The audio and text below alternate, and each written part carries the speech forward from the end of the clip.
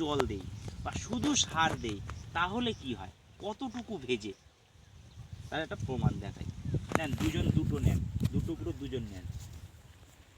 দাদা আপনি এটার উপরে জাস্ট এর উপর থেকে ফেলে দেবেন, আর আপনি উপরে ফেলে দেবেন, ঢুকিয়ে এরকম চেপে ঢোকাতে হবে না, জাস্ট উপরে ফেলে দেন।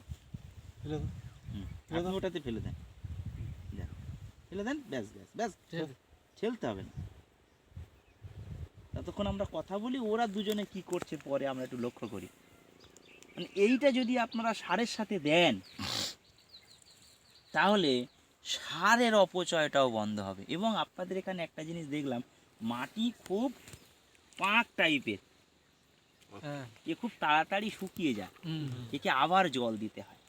এই যে দেখা যাচ্ছে 5 দিন পর পর জো হয়ে যাচ্ছে, জল দিতে হচ্ছে, এটা যদি বিঘাতে মাত্র 150 ml সারের সাথে মিশিয়ে দিতে পারেন, প্রথমত সার কম লাগলো, কি কারণে, পিএইচ ঠিক হয়ে যাচ্ছে তাই।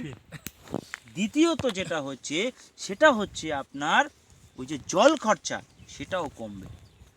কিভাবে কমবে, 5 দিন পর পর যদি জো হয় তাহলে মাসে কবার জল দিতে হবে, 5-6-30, 6 বার। যদি এটা 15 দিন পর পর দেন তখন ঠিক আছে, কিন্তু এখন যেটা বলছি, এখন তো এই